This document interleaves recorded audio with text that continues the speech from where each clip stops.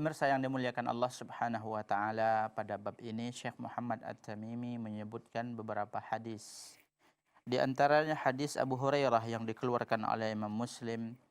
Rasulullah sallallahu alaihi wasallam bersabda, "Ithnatani fin nas huma bihim kufrun." Ada dua perbuatan dosa yang apabila dilakukan oleh manusia maka akan menyeret dia kepada kekufuran. Dua kesalahan, dua perbuatan yang bila dilakukan seorang manusia, dia akan jatuh kepada jurang kekufuran. Yang pertama kata Rasulullah sallallahu alaihi wasallam, at-ta'nu fin nasab, yaitu mencela garis keturunan. Kamu ini orang yang begini, mencela nasab seorang. Dan ini merupakan suatu perbuatan dosa. Kemudian yang kedua, wan niyahatu 'alal mayyit, yaitu meratapi mayat. Meratapi di sini bukan berarti menangis, ya.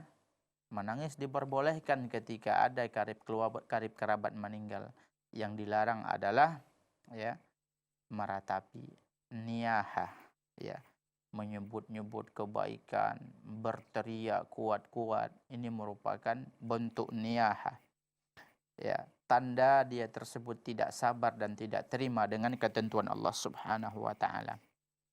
Sedangkan dalam hadis yang diriwayatkan oleh Abdullah bin Mas'ud yang dikeluarkan oleh Imam Bukhari dan Muslim, Rasulullah sallallahu alaihi wasallam bersabda, "Laisa minna man darabal khudud." Tidak termasuk dari golongan kami barang siapa yang darabal khudud, menampar-nampar wajahnya, memukul-mukul pipinya. Dan ini biasanya dilakukan oleh orang yang ditimpa musibah. Para wanita ketika meninggal suaminya atau karib kerabatnya, ayahnya atau keluarganya, dia mencakar-cakar, memukul-mukul wajahnya. Ya. Kalau seandainya dia memukul-mukul badannya bagaimana? Tetap sama. Kenapa disebutkan dalam hadis dipukul wajahnya? Karena ini yang biasa dilakukan. Yang biasa dan banyak dilakukan oleh orang adalah ketika dapat musibah dia mencakar-cakar, ya, memukul-mukul, menampar-nampar pipinya. Dan itu merupakan tanda dia tidak sabar. Kalau yang dia tampar badannya atau yang dia memukul-mukul tanah atau memukul yang lainnya atau melakukan suatu perbuatan yang melambangkan dia tersebut tidak sabar, ya, atas ketentuan dan takdir Allah, ini tetap dilarang.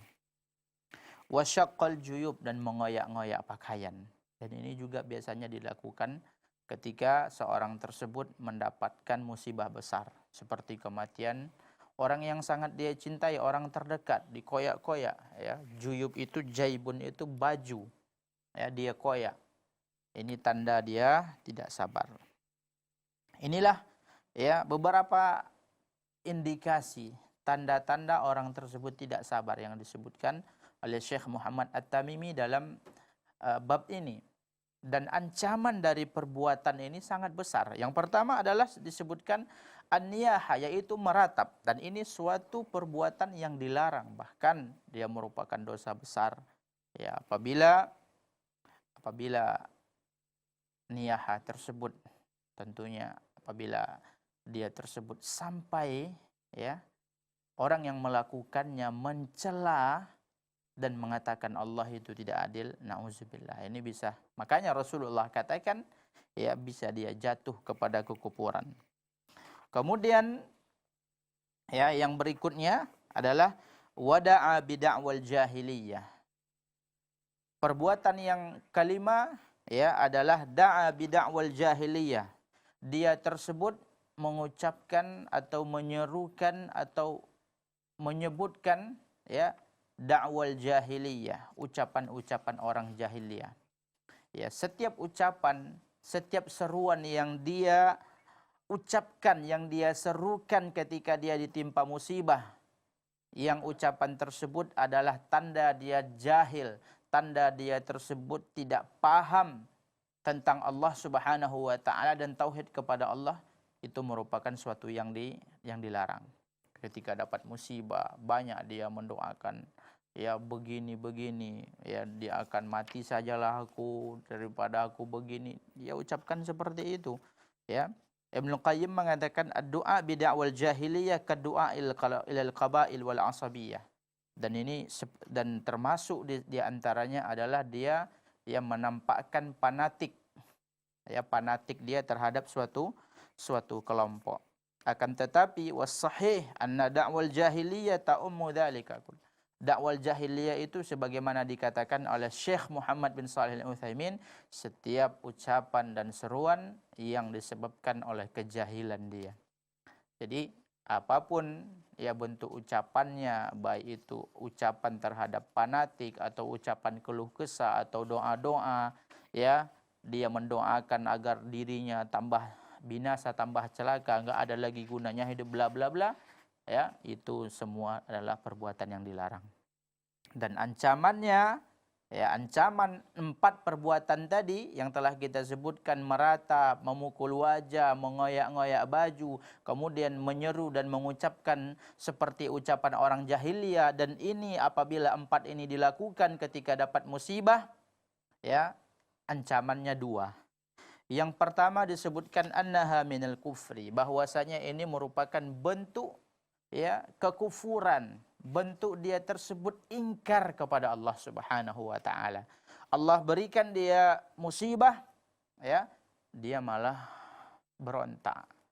Dia tersebut ingkar dan tidak terima, ya, sombong, sehingga keluar dari lisannya ucapan-ucapan yang tidak baik, sehingga datang dari badannya, dari gerakannya, perbuatan-perbuatan yang bisa menyeret dia kepada kekufuran. Dan ini sangat banyak sekali tentunya, ya, kufur di sini walau bukan ya dia tersebut kafir, tidak, akan tetapi perbuatan yang dilakukannya adalah perbuatan kufur. Kemudian ancaman yang kedua, annahu laisa minna, bahwasanya orang yang melakukan hal 4 tadi, ya, hal 4 yang telah kita sebutkan, meratap, ya, mencakar atau memukul wajah, mengoyak pakaian, mengucapkan ucapan-ucapan jahiliyah, ketika ditimpa musibah, ancaman kedua adalah laisa minna, mereka itu bukan golongan kami, kata Rasulullah sallallahu alaihi wasallam. Apa makna dari bukan termasuk golongan kami? Imam Ahmad mengatakan, ya, ini enggak perlu ditafsirkan. Ya, ini ya tidak termasuk golongan kami, ya seperti itu, tidak perlu kita cari-cari tafsirnya, karena ini merupakan ancaman. Ya, kalau nanti kita cari tafsirnya akan membuat ancaman itu terasa ringan. Padahal maksud dari ancaman ini adalah ingin menjelaskan kepada umat bahwasanya ini adalah perbuatan yang berat dosanya sehingga mereka menjauhi. Ya, oleh sebab itu, ya, sebagaimana kita sebutkan tadi, bahwasanya tanda seorang tersebut, ya, akidahnya, tauhidnya kuat kepada Allah, dia tidak melakukan hal-hal yang telah kita sebutkan, ya, pada 4 poin tadi.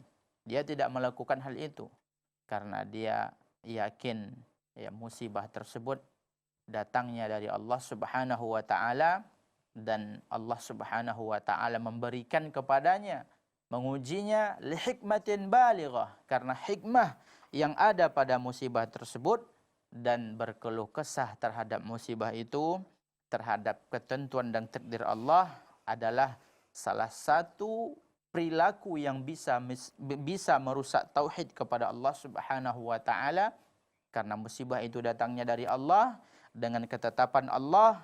Allah lah yang mengatur takdir, sehingga ketika kita berontak dan tidak terima dengan musibah itu, berarti secara tidak langsung kita berontak kepada Allah Subhanahu wa taala dan tidak terima dan tidak ridha. Dan ini, ya, tidak pernah dilakukan oleh orang-orang yang memiliki tauhid yang benar. Dan berkeluh kesah itu tanda tauhid yang kurang dan minim kepada Allah. Ini yang dapat kita sampaikan, mudah-mudahan bermanfaat. Wallahu a'lam. Iya, baik sahabat keluarga muslim dan sahabat Arisalah yang dimuliakan Allah Subhanahu wa taala. Ya, ketika kita mencela kemudian kita berkeluh kesah, berburuk sangka terhadap semua yang Allah timpakan berupa ujian musibah kepada kita, maka hal itu bisa menyeret kita kepada kekufuran. Maka apa yang harus kita lakukan? Yang harus kita lakukan adalah bersabar atas apa yang Allah timpakan kepada kita berupa musibah. Kalau kita mampu, kita bisa tingkatkan lagi menjadi orang yang ridho kepada Allah Subhanahu wa taala. Mudah-mudahan amin ya rabbal alamin kita menjadi hamba-hamba yang sabar dan ridho terhadap apa yang Allah timpakan kepada kita. Ya, sahabat kaum muslim, tidak terasa sudah 1 jam kita bersama. Itu akhirnya kita akan cukupkan sampai di sini, dan kita ucapkan terima kasih banyak kepada Al-Amwa yang telah mensupport program kita ini berupa pakaian koko. Dan sekali lagi kita ucapkan terima kasih juga kepada Ustadz Ali Masnur, jazakallah khairan Ustadz, ya sudah memberikan pengetahuan dan ilmu pengetahuannya kepada kita hari ini tentang bab harusnya bersabar kepada Allah terhadap apa yang Allah limpahkan kepada kita atau timpakan kepada kita berupa takdir musibah.